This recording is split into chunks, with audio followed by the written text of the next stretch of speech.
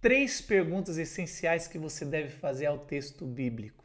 Ao longo da história da interpretação, da história da igreja, se levantaram perguntas fundamentais que fazem a gente chegar ao sentido original do autor bíblico. Assim a gente entende o que Deus quis falar naquela época com o primeiro público e o que ele quer falar com a gente. Primeira pergunta: qual o contexto histórico que o texto foi escrito? Qual é a época ou a cultura do autor e dos primeiros leitores daquele texto? Isso vai fazer toda a diferença para você entender o texto bíblico. Vou dar alguns exemplos. Por exemplo, é importante quando você vai ler os profetas, você entender o contexto de Oséias, Isaías, Amós, o que eles faziam, aonde eles estavam falando, porque houve uma divisão entre Reino do Norte e Reino do Sul.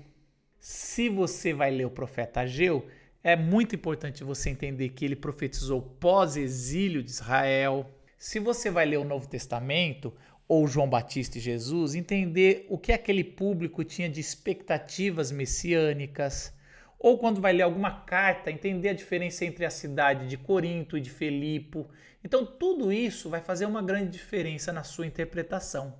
Segunda pergunta: qual o contexto literário? Uma palavra só faz sentido dentro de uma frase. E uma frase bíblica só vai fazer sentido depois de uma outra frase e antes de uma frase. Então, eu tinha um professor que ele falava assim: se você não entendeu o texto, lê um pouquinho mais depois e um pouquinho antes. Continua não entendendo? Lê um pouco antes e um pouco depois. Continua não entendendo? Lê um pouco antes e um pouco depois. O contexto que aquela frase, que aquele texto ou que aquela perícope está inserido vai fazer você ter mais noção do que aquele autor está dizendo. Ou seja, entenda a linha de pensamento do autor que você está lendo. Vou dar um exemplo que está no Evangelho de João, capítulo 14, versículo 12. Digo-lhes a verdade: aquele que crê em mim fará também as obras que eu tenho realizado. Fará coisas ainda maiores do que estas. Olha que interessante.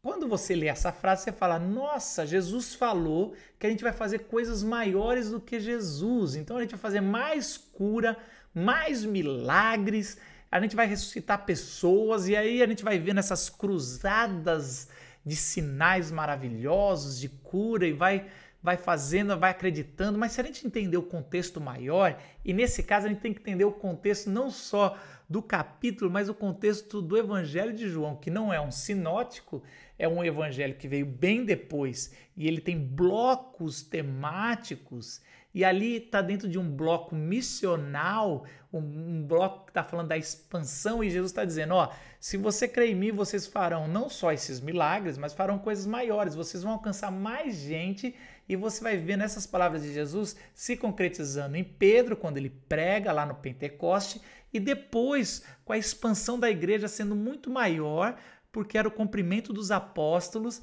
do que Jesus o fez. Então, é assim que a gente vai entender o sentido do texto quando a gente lê o contexto literário. 3. O que significa as palavras principais do texto? A terceira pergunta tem a ver com o conteúdo em si de cada palavra. Geralmente um texto se destaca a palavra e você tem que perguntar o que isso realmente significa, o que o autor está querendo dizer com essa frase. 2 Coríntios 15:16, Paulo diz o seguinte: se antes conhecemos a Cristo segundo a carne, já agora não o conhecemos deste modo. Bom, o que Paulo está querendo dizer? Que a gente não conhece mais Paulo segundo a carne. Antes a gente conhecia segundo a carne, mas agora a gente conhece segundo o Espírito, é uma visão, foi descamada essa visão. Ou a gente conhecia Jesus segundo a carne, ele estava em carne e osso, e agora a gente conhece Jesus desencarnado.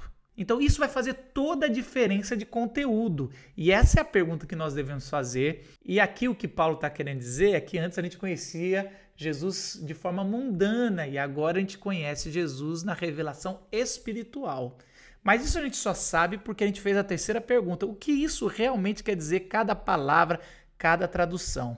Essas são 3 perguntas essenciais para você se aproximar na distância, língua, cultura e tempo da palavra de Deus, e para você poder ser iluminado por Deus e entender a Bíblia melhor.